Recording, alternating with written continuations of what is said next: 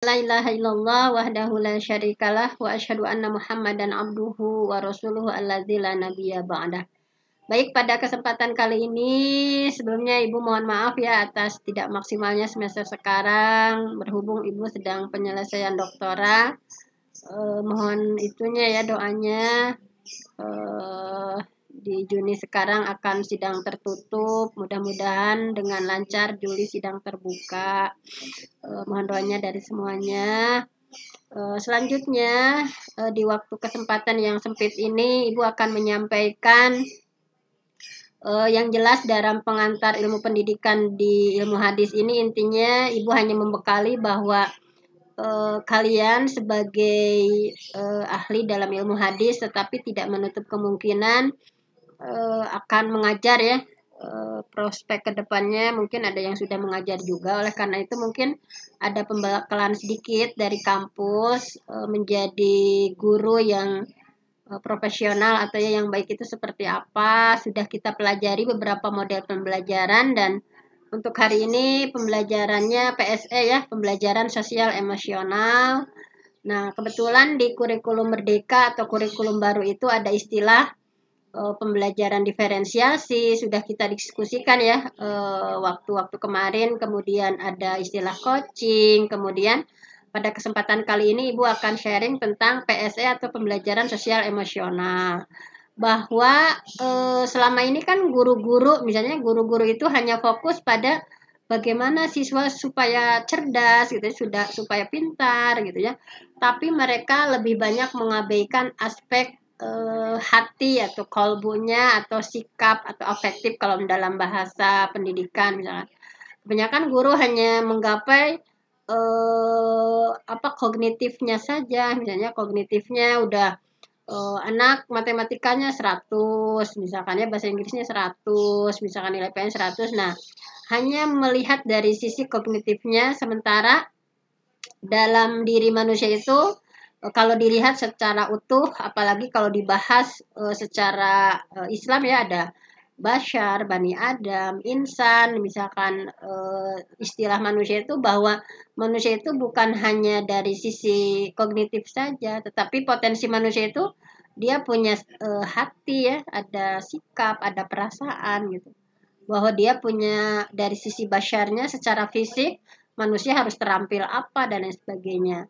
Nah, dari sisi kognitif mungkin sudah banyak dibahas sehingga sudah tidak asing lagi. Nah, pada kesempatan kali ini Ibu akan share screen mengenai model pembelajaran yang menyentuh aspek sosial emosional. Bahwa kita sebagai seorang guru tidak cukup hanya bahwa siswa kita cerdas, siswa kita pintar, siswa kita nilainya 100, tetapi dari aspek emosi mereka tidak stabil, misalkan dari aspek sikap mereka tidak sopan, misalnya sebagainya. Oleh karena itu, Ibu akan share screen terlebih dahulu.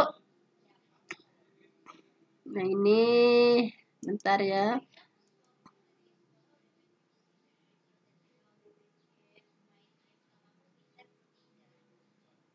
Nah, ini. Nah, ini sekarang ada istilah PSE ya, pembelajaran sosial dan emosional. Kalau ini misalnya kalian mengajar di jenjang SD atau SMP, ada sosial emosional yang mampu mengelola diri, bahwa murid kita itu harus mengelola diri dengan baik gitu ya. Ada beberapa teknik di sini bisa dilihat ya. Misalnya teknik yang pertama itu bahwa murid kita itu harus mampu mengidentifikasi perasaan. Misalnya kalian ya nanti sebagai seorang guru misalnya misalkan anak-anak mari kita baca, misalkan membaca tentang Wes Al-Qarni misalnya.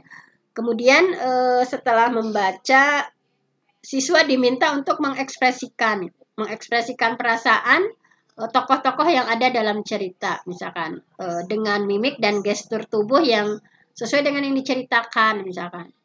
Atau tentang kita baca tentang prosesi masuk Islamnya Umar, misalkan. Nah, bagaimana mimik atau gestur Umar gitu ya. Nah, anak harus mampu tadi gitu, ekspresinya seperti apa. Jadi ekspresi ketika marah seperti apa, ekspresi ketika sedih gitu ya, ekspresi ketika bahagia misalkan. Jadi jangan sampai murid-murid kita itu memang tidak terasah, perasaannya tidak terasah. Nah, di sini yang tadi ya bahwa menunjukkan ekspresi empati gitu bahwa atau dia antipati misalkan ya, bagaimana ekspresi sedih, gembira dan lain sebagainya. Nah, tujuannya apa? Tujuannya anak bisa mengenal emosi gitu. Anak bisa mengenali emosi, anak bisa mengenali nilai-nilai diri ya. Intinya bagaimana anak bisa mengenal mengelola emosi dengan baik. Jadi kan ada tipe orang yang dia sebetulnya cerdas, dia pintar, cuman tidak mampu mengelola emosinya dengan baik, misalkan. Kemudian yang selanjutnya kalian pun bisa mengajarkan nanti dengan teknik stop ya, bernapas dengan kesadaran penuh.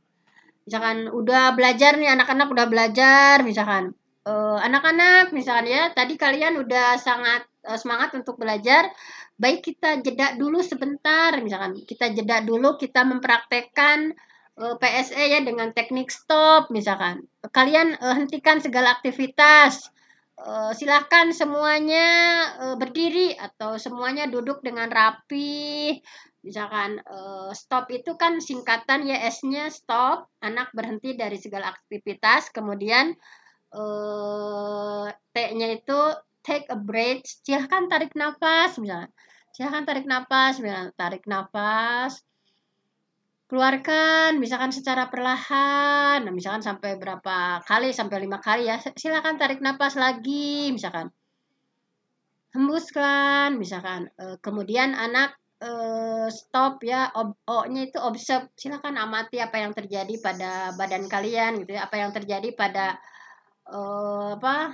tangan kalian saat narik napas kemudian mengeluarkan napas itu, apa yang terjadi pada mata, pada hidung, pada anggota tubuh gitu ya. Jadi, nah itu kemudian P-nya proceed. Tujuannya adalah anak itu menyadari, mensyukuri bahwa kita itu harus banyak bersyukur. Kita masih bisa bernapas, kita masih bisa menghirup udara dengan sempurna gitu ya. Kita bisa menghembuskannya. Banyak di antara kita yang susah gitu ya, misalkan yang sedang sakit dan sebagainya. Nah itu jadi jangan fokus hanya intelektual, tetapi hal-hal sepele semacam ini sebetulnya ini dampaknya luar biasa untuk siswa kita gitu ya.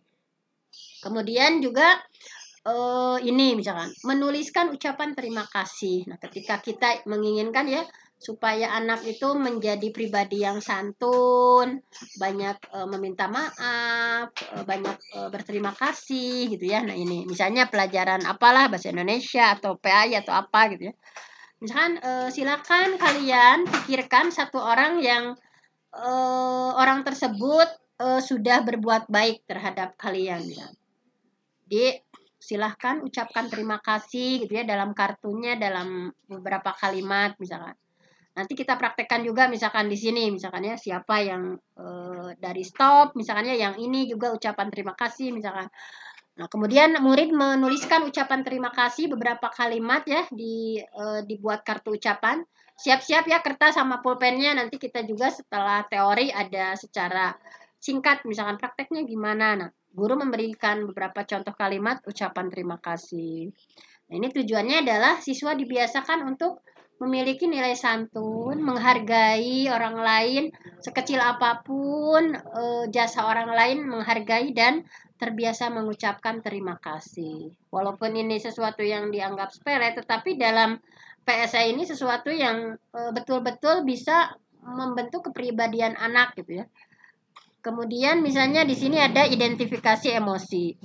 Nah, ini ya bisa siap, misalkan guru menyiapkan beberapa kartu kata tentang emosi. Kemudian siswa diminta berpasangan. Nah, di kartu tersebut siswa diminta untuk mengekspresikan emosi yang terdapat dalam kartu dan siswa lain menebaknya. Misalkan ada emot senyum, misalnya ada emot marah, ada emot ya itu seperti emoticon yang ada itu misalkan bisa kalian gunakan. Misalnya coba yang lain menebak seperti apa ekspresi dari orang tersebut. Nah, ini intinya siswa akan mencoba mengekspresikan kartu kata yang dia baca, siswa lain menebaknya. Apa sih tujuannya? Tujuannya siswa mampu mengenali emosi dan bisa mengelola emosinya ketika belajar, sehingga ketika udah jenuh, misalnya ini udah 4 jam nih belajar udah sangat jenuh misalkan, ini bisa disisipkan. Kemudian ada juga mindful eating. Mindful eating juga ini bagian dari PSE atau pembelajaran sosial emosional. Nah, ini misalnya dengan teknik SSS gitu ya, atau S3 yang dikenal dengan S3, misalkan bahwa makan yang mindful itu yang berkesadaran penuh gitu. Kan anak kadang ketika makan sambil main HP atau sambil nonton atau sambil apa gitu ya. Kita kondisikan bahwa silakan makan makanan gitu ya. Anak-anak minta untuk duduk. Silakan kalian duduk ya, makanannya udah di hadapan kalian. Kemudian ada instruksi slow. Silakan kalian makan dengan secara perlahan gitu ya. Dikunyahnya dengan perlahan, kemudian dinikmati ya, savor. Anak silakan nikmati makanan itu. Misalkan kalau asin, rasakan asinnya gitu. Kalau manis, rasakan manisnya. Kalau asam, rasakan asamnya. Jadi betul-betul savor, dinikmati gitu ya. Setelah selesai, kemudian siswa diminta untuk merefleksikan bagaimana perbedaan menurut kalian gitu ya. Ketika kalian makan dengan mindful, dengan penuh kesadaran, dengan dibandingkan dengan kalian biasanya kalau makan sambil nonton ya tahu-tahu udah habis ya makanan teh gitu ya. Nah, itu misalnya seperti itu. Nah, dalam mindful eating ini intinya tujuannya adalah anak memiliki budaya positif ketika makan dan mensyukuri apa yang masuk ke dalam tubuh, yang biasanya sambil melakukan apa-apa gitu ya, tidak betul-betul mindful eating. Kemudian ada juga di sini cari teman baru. Dari yang barusan itu bisa kita praktekkan beberapa gitu ya. Misalkan ketika pengelompokan anak gitu ya, silakan berkelompok, tentunya akan bertemu dengan teman baru dan berdiskusi, mengenal lebih dekat temannya baik secara fisik, karakternya seperti apa, kemudian guru menyiapkan kertas lembar penilaian misalnya. Bahwa teman diskusi saya tadi itu karakternya gimana misalkan. Kemudian secara fisik dia memiliki karakteristik seperti apa misalnya. Ini tujuannya adalah supaya siswa dapat menerima teman baru gitu kan. Terkadang ada seperti yang sekarang misalnya kalau berteman itu pengennya sama ini gitu, karena memang dari sejak kecilnya tidak diajarkan seperti PSE ini misalkan. Pengennya hanya dengan orang-orang tertentu misalkan. Susah untuk menerima teman baru misalnya dengan berbagai karakter. Dan di sini intinya adalah mengelola emosi untuk tetap bisa nyaman gitu, berinteraksi dengan teman baru atau siapapun, seseorang itu akan merasa nyaman. Nah, seperti itu.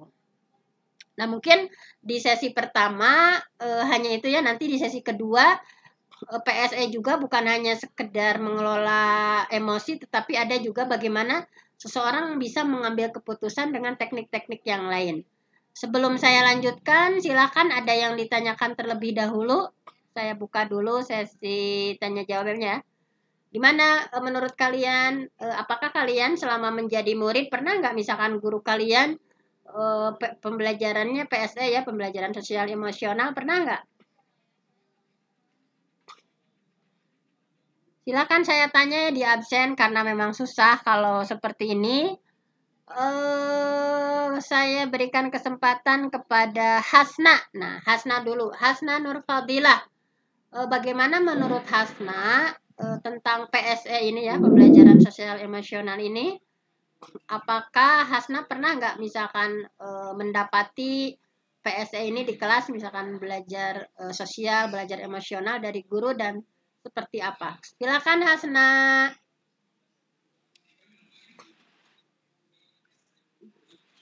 Hasna belum ada buka mic ya, kemudian saya panggil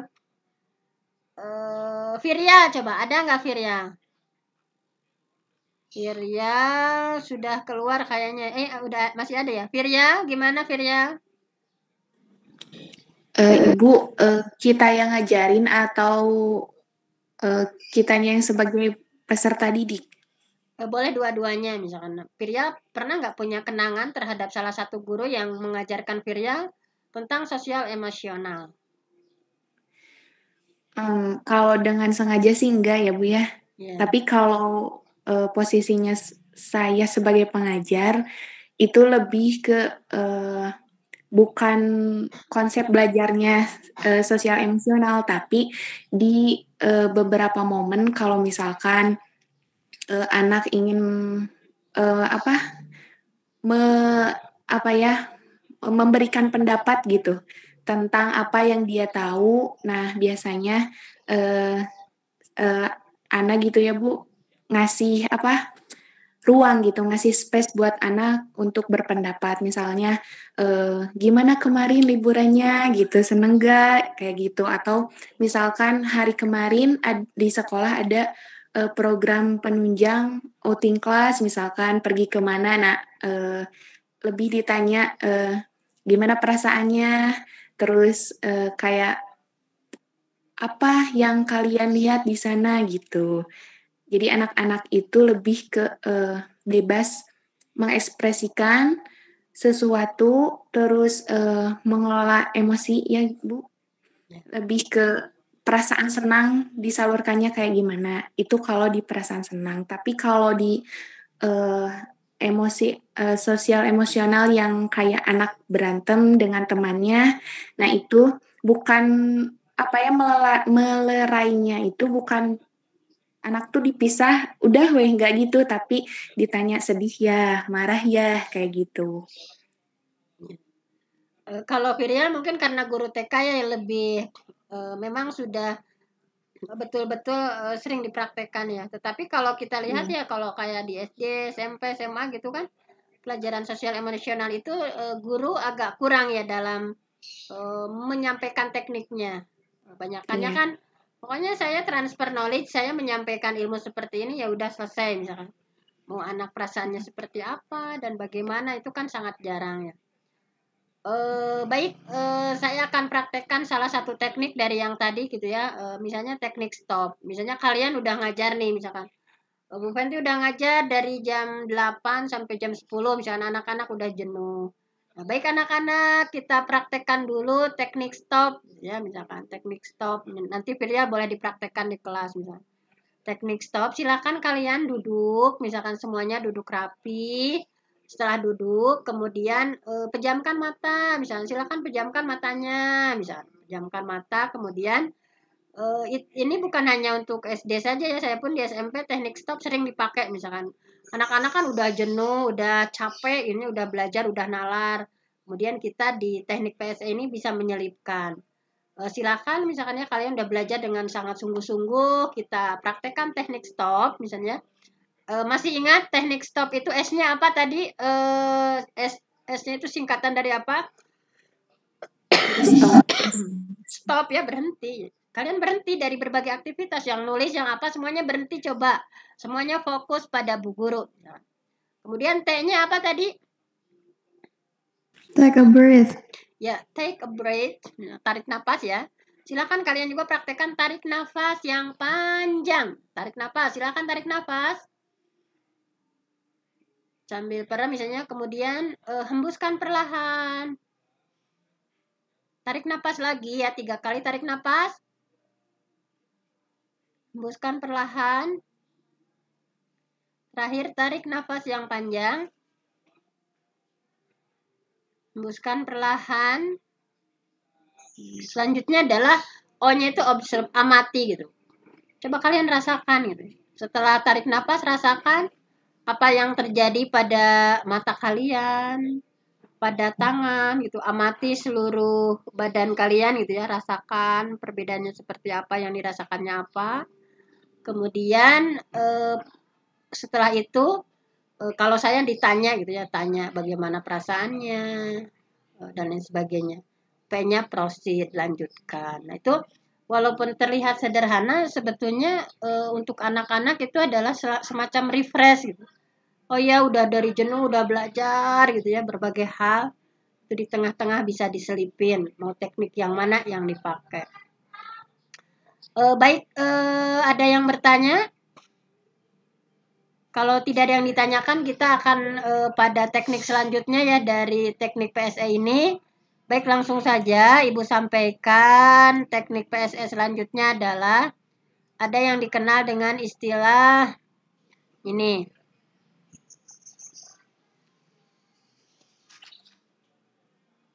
Oh, ini.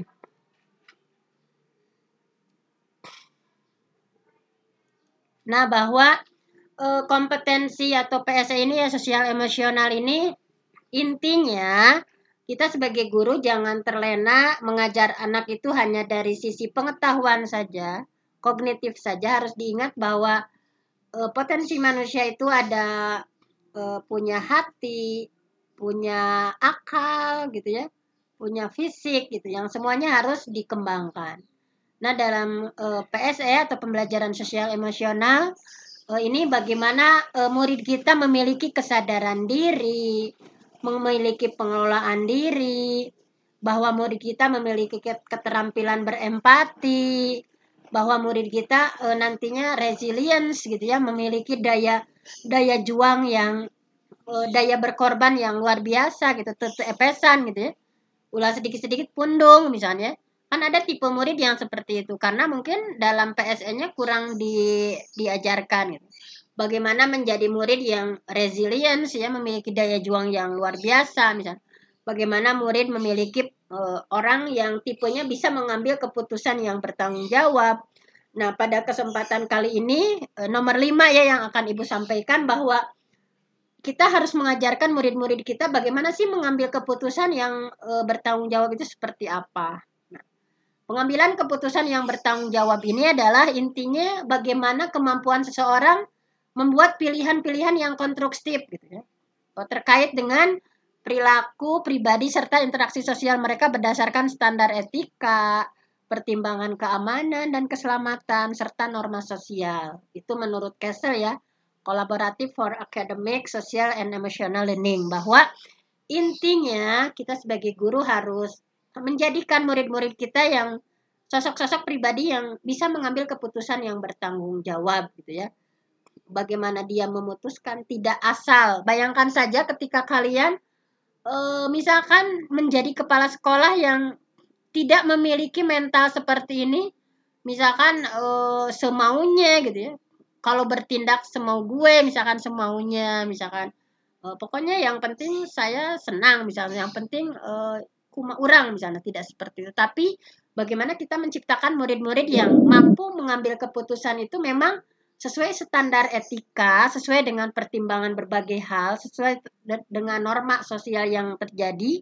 Nah, seperti itu. Di sini ada beberapa teknik-tekniknya. Nah, intinya apa tujuannya? Untuk melatih bagaimana, kan kadang udah dewasa juga membuat keputusan itu, walaupun sudah mahasiswa, tapi dalam membuat keputusan terkadang masih child kekanak-kanakan gitu ya. Jadi bagaimana setelah membuat keputusan itu menyikapi konsekuensi keputusan dengan baik, keputusan yang nantinya misalkan ketika tidak sesuai harapan akan seperti apa misalkan. Nah, di sini ada teknik POOCH.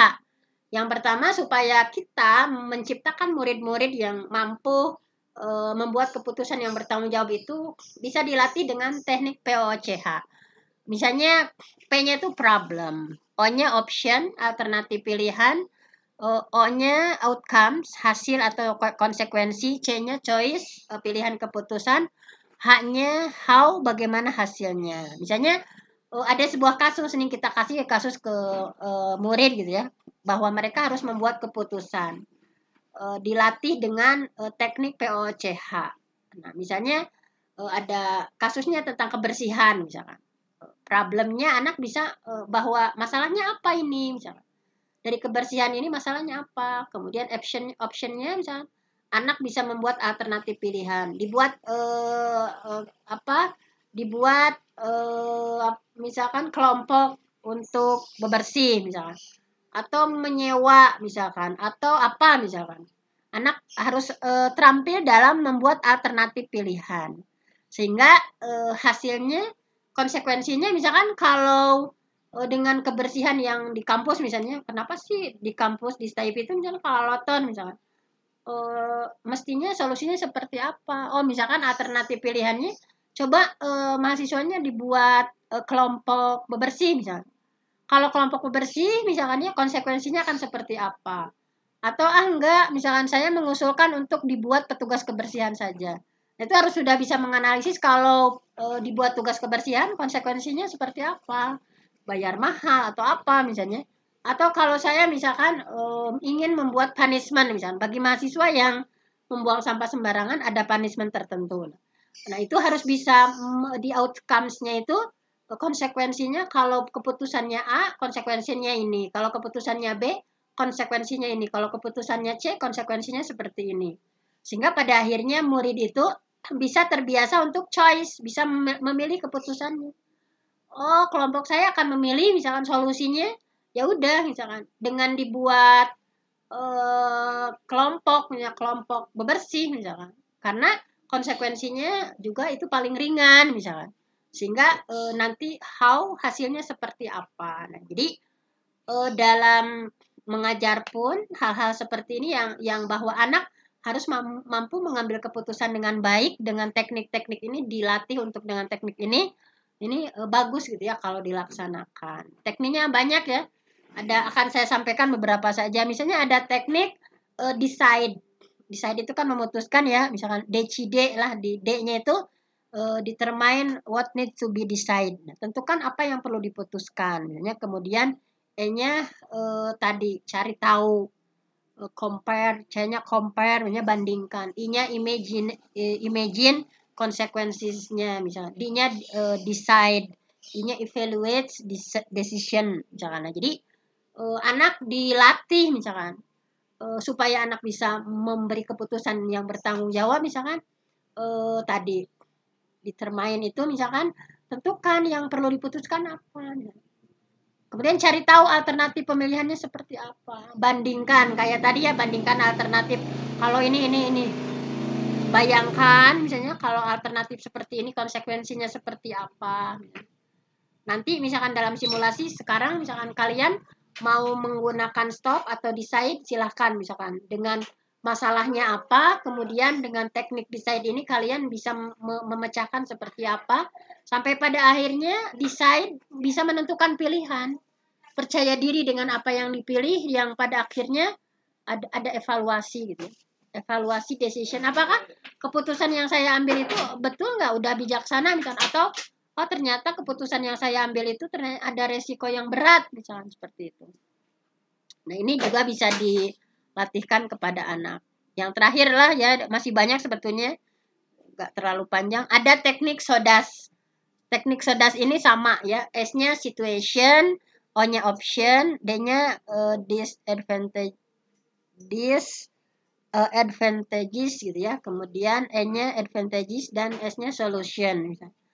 Nah, itu misalkan situasi masalahnya apa, nanti secara detail siapa di sini ya yang menyebutkan ada masalah apa. Kemudian optionnya bagaimana, mengidentifikasi pilihannya, kemudian kerugiannya apa, keuntungannya apa, kemudian keputusannya bagaimana. Misalkan nah ini kalau dilatih ke anak ini akan bagus. Kalau ini mah gampang ya yang traffic lights, misalkan dalam traffic lights itu intinya stop, diam sejenak, mempertimbangkan perasaan semua orang, kemudian pikirkan, kenali masalah, alternatif respon dan konsekuensi dan choose, buat pilihan, bicara dengan orang yang terpercaya. Ini juga sama teknik-tekniknya ya. Ini walaupun dengan bahasa yang berbeda hampir sama dengan 6M. Identify, analyze, misalnya alternatif solusi, choice-nya, kemudian mengkonversi keputusan menjadi tindakan sampai action gitu ya. Kemudian menjalankan dan mengevaluasi. Nah, seperti itu. Terakhir di sini ada 4P ya. Pengenalan masalah, pengenalan alternatif solusi, pemilihan solusi terbaik, implementasi solusi. Nah, seperti ini. Nah, baik, akan kita praktekkan salah satu. Kalian mau praktek yang mana? Misalnya ada kasus apa, kemudian kalian praktekkan. Saya panggil Isfahani coba mau menggunakan teknik yang mana? Di antara yang 6 ini yang kalian tertarik yang mana? Ada suara? Halo, Bu. Ya, Isfahani dari 6 teknik memecahkan masalah ini tertarik dengan yang nomor berapa? Berapa ya, Bu ya? Coba yang lain dulu, Bu. Isfahani, yang lain misalkan siapa lagi? Isfahani Habis tunjuk ini- yang lain siapa? Silakan tunjuk yang lain. Aduh, siapa ya, Bu ya?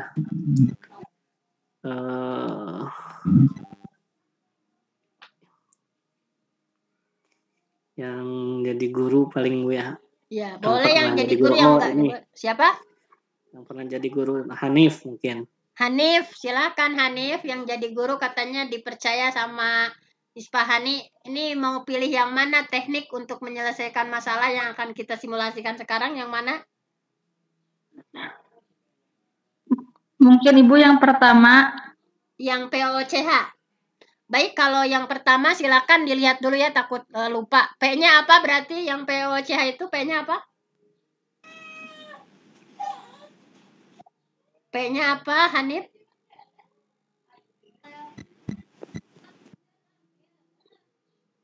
P-nya problem. Jadi nanti anak mampu. Ibu maksudnya yang kedua. Hah? Yang kedua Nah, yang kedua Ibu maksudnya apa? Yang decide. Yang kedua, yang pertama ini? Option. Hah? Alternatif pilihan. Yang ini? Yang dua aja. Yang ini yang tadi? Yang kedua aja. Oh, yang kedua. Iya. Yang ini. Coba pahami sama Hanif, yang kedua itu seperti apa? Coba D-nya apa gimana?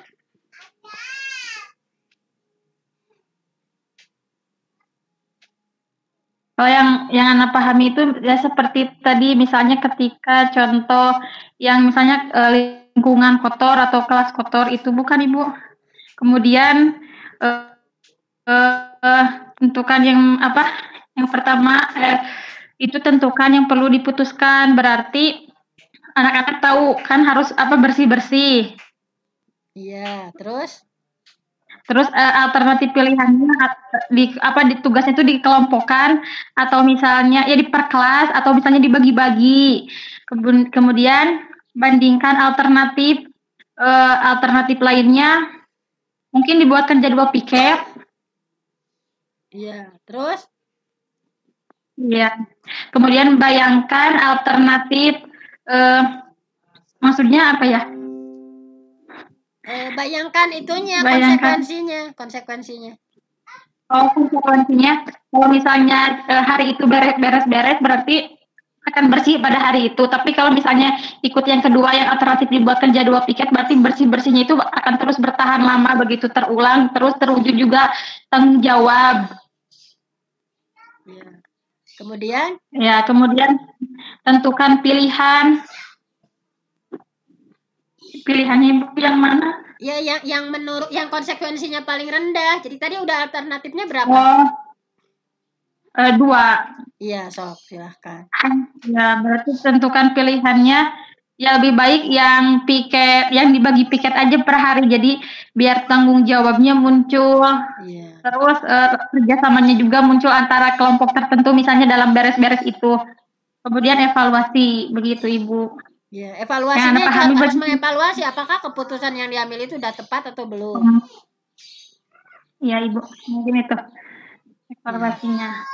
Ya baik, saya akan tes juga ya yang lain nih, yang lainnya misalnya terserah mau pilih yang mana, yang jelas paham saja bagaimana teknik mengambil keputusan dengan keputusan yang bisa dipertanggungjawabkan, bukan keputusan atas like or dislike ya, bahwa keputusan ini karena saya suka, karena saya tidak suka misalnya, tetapi betul-betul keputusan yang bisa dipertanggungjawabkan dengan runtutan cara menyelesaikan masalahnya yang seperti tadi misalkan ya. Baik, yang lainnya nih udah bagus tadi Hanif ya, yang lainnya saya absen. Hanif tunjuk yang lain Hanif. Anak itu Tunjuk Apa siapa? Uzi aja. Siapa? Apa Uzi? Ya. Apa Uzi? Apa Uzi katanya disuruh sama Hanif, boleh bebas memilih bagaimana cara memutuskan. Misalkan tadi mau yang pilih yang mana terserah. Mau yang sama Hanif, mau beda. Silakan Pak Uzi Rahman Aziz. Baik Bu, mungkin yang paling mudah aja Bu yang tadi disebutkan. Jadi Iya. tentang traffic light Bu. Ya. Gimana? Misalnya kasusnya apa, masalahnya apa misalnya? Jangan kebersihan terus ya, kan udah dicontohin sama Ibu kebersihan. Yang lain coba. Nah, ini kan punya banyak masalah kan? Iya. Nah, bagaimana cara memutuskan masalah yang baik itu? Dalam PSE diajarkan bahwa seorang guru harus membiasakan murid dengan teknik-teknik tadi. Silakan Pak Uji, masalahnya apa?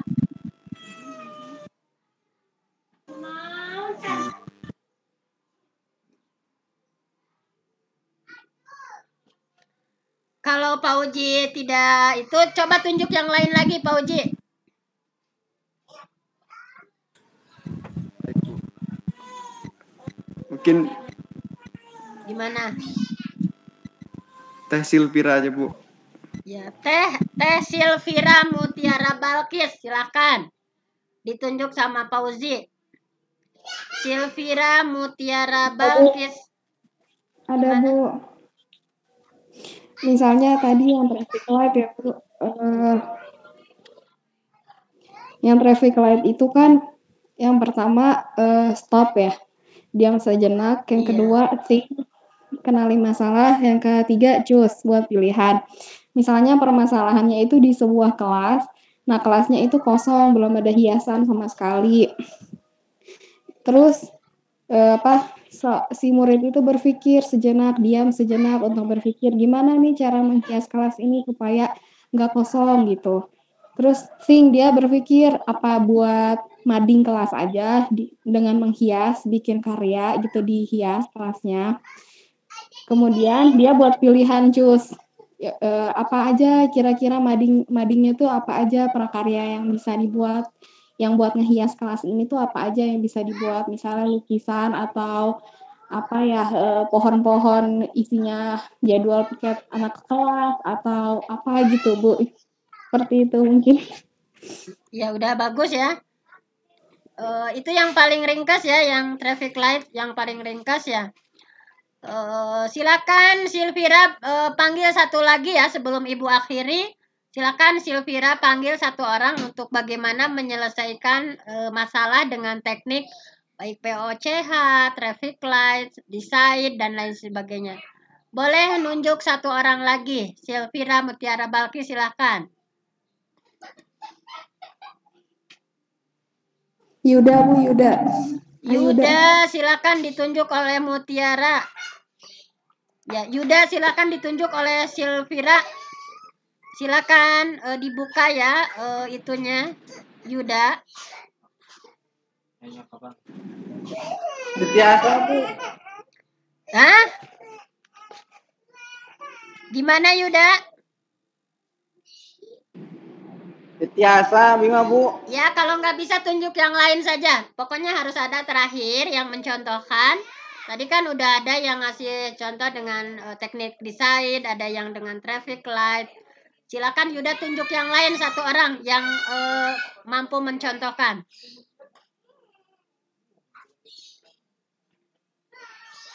Mau nunjuk siapa Yuda? Teh Hasna. Teh Hasna Nurfadilah. Silakan Hasna Nurfadilah. Diberi kesempatan oleh Ya, Bu. Yuda untuk menyelesaikan sebuah masalah dengan teknik baik desain, traffic light, POCH, P3 dan sebagainya. Silakan. Teknik yang kedua, Bu. Ya, silakan teknik yang kedua apa namanya? Kan nggak apa-apa Bu, ya kan saya tinggal di asrama. Iya, siap. Jadi kalau jadi permasalahan tuh jemuran nggak pada diangkat. Memang permasalahannya harus nyata ya, harus otentik nyata yang terjadi, itu bagus. Silakan, lanjutkan. Bagus Hasna.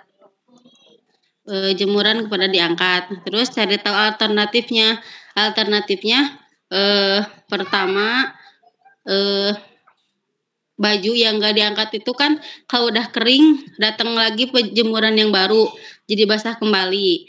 Nah terus mau diambilin sama yang ngejemur baru atau mau diambil sendiri. Nah terus perbandingannya kalau nggak diambil kasihan yang udah kering jadi kebasahan lagi. Terus kalau gitu bukan Bu? Iya, Sob. Itu kan yang nomor 2 itu yang decide. Ya, decide itu tentukan apa yang perlu diputuskan, kemudian cari tahu alternatif pilihan, bandingkan alternatif, bayangkan alternatif, tentukan pilihan dan evaluasi. Suaranya mati, Bu. Suaranya mati. Oh iya, suaranya mati. Astagfirullah. Ya Hasna itu kan pilih yang 2. Yang 2 itu intinya tentukan yang perlu diputuskan. Kemudian cari tahu alternatif pilihannya gimana. Bandingkan alternatif, bayangkan alternatif, tentukan pilihan dan evaluasi. Silakan. Alternatifnya di asam itu ada bel. Jadi setiap asar di bel untuk pengambilan jemuran yang udah kering bagi santri yang punya jemuran gitu. Iya, baik. Jadi di saat yang baru ada yang ngejemur, jadi yang udah kering selamat gitu, nggak kebasahan lagi. Iya. Terus bandingkan alternatifnya. Tadi alternatifnya ada berapa? 2 diambilin sama temen yang mau ngejemur yang masih yang baru gitu. Tapi kan kasihan Ibu takut ngerepotin udah mau ngejemur, udah harus ngangkat gitu. Iya. Jadi berarti sekarang tahap yang keempat, konsekuensinya. Bayangkan alternatif kalau pilih A konsekuensinya gimana, kalau pilih B konsekuensinya gimana? Kalau konsekuensinya di bel pasti jemurannya itu bakalan rapih, nggak bakalan ada lagi yang santri yang ini kebasahan lagi, yang ini nggak kebagian ngejemur. Tapi kalau misalkan diambilin, keenakan bagi santri yang nggak diangkat-angkat jemurannya gitu. Terakhir, sekarang langkah kelima, decide, tentukan pilihannya. Mau menentukan pilihan yang mana? Pilihan evaluasinya mungkin yang tadi, jadi setiap asar di bel untuk pengangkatan jemuran yang udah kering. Nah, sekarang evaluate-nya itu apakah dengan keputusan seperti itu hasilnya seperti apa? Hasilnya alhamdulillah santri pada nurut ngambil jemuran pas asar ketika ada bel. Nah, baik. Nah, begitulah. Itu kan teknik-teknik sederhana ya yang bisa kita ajarkan pada murid kita. Jadi kita sebagai guru bukan hanya muridnya diwawalan materi gitu ya. Bagaimana dia teknik mengambil sebuah keputusan gitu ya, supaya bagaimana tadi bisa mengenal emosi dengan baik. Jadi gimana hari ini, bagaimana perasaan kamu gitu lah, langsung ngajarkan tanya gimana perasaan kamu. Kalau sedih dibahas, misalnya kalau saya lagi gembira Bu, gembira kenapa misalkan, kalau saya lagi sedih Bu, lagi sedih, emang sedihnya kenapa, misalnya kita doakan apa-apa. Jadi sebagai seorang guru harus holistik ya, secara keseluruhan menyentuh seluruh aspek yang mesti diajarkan kepada murid. Jadi untuk pinter kabalingar misalkan, pinter teh kan Gayus Tambunan itu IPK-nya tertinggi gitu ya, tetapi dengan kognitif yang bagus tidak seiring berjalan dengan sikapnya yang bagus misalkan. Oleh karena itu kita sebagai guru nanti mesti pandai-pandai untuk membagi gitu ya. Kapan kita menyentuh sisi afeksinya, kapan kita menyentuh sisi kognisinya, kapan kita menyentuh psikomotornya. Pokoknya harus seimbang ketiga-tiganya ya. Kognitif, afektifnya, psikomotoriknya, sikap spiritualnya, sikap sosialnya, pengetahuannya, keterampilannya. Jadi jangan hanya fokus di satu sisi pengetahuan, pintar kabalingar gitu ya. Atau hanya sikap saja tetapi pengetahuan yang enggak ada, itu juga enggak bagus. Mungkin hanya itu saja yang bisa disampaikan untuk hari ini. Kurang lebihnya mohon dimaafkan. Aku qouli hadza wa astaghfirullah li wa lakum. Wassalamualaikum warahmatullahi wabarakatuh.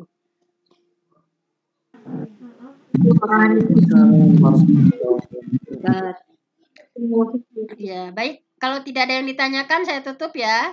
Ada yang ditanyakan?